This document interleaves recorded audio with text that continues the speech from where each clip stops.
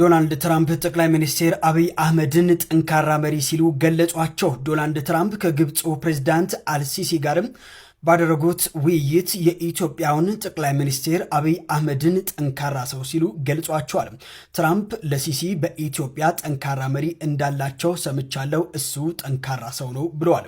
የግብፁን ፕሬዝዳንት አልሲሲን ደግሞ ታላቅ መሪና በመካከለኛው ምስራቅም ሰላምን ለማስፈን ቁልፍ ሰው እንደሆኑ ገልጿል። ስለ ህዳሴ ግድቡ ያነሱት ትራምፕ ሁለቱን መሪዎች በማገናኘት ስምምነት ላይ እንዲደርሱ ለማድረግ ፍላጎት እንዳላቸው ገልጿል።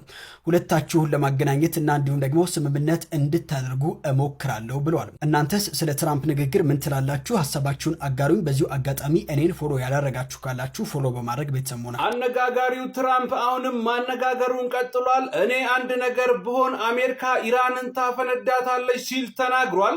የአሜሪካው ፕሬዝዳንት ዶናልድ ትራምፕ በእኔ ላይ አንድ ነገር ቢከሰት ያቺ ሀገር ትፈነዳለች ሲል ኢራንን አስጠንቅቋል። ትራምፕ ይህን ያለው አንድ የኢራን ከፍተኛ ወታደራዊ ባለስልጣን በጠቅላይ መምሪያቸው አሊ ሆሚኒ ላይ ምንም አይነት ጉዳት ቢደርስ ዓለምን በእሳት እናነዳታለን ሲል የሰጡትን ማስጠንቀቂያ ተከትሎ ነው። በእኔ ላይ አንድ ነገር ከደረሰ መላው ሀገሪቱ ትፈነዳለች፣ በጣም ጥብቅ መመሪያ ተሰጥቶኛል ያሉት የአሜሪካው ፕሬዝዳንት አንድ ነገር ቢፈጠር ከምድረ ገጽ ያጠፏቸዋል ሲሉም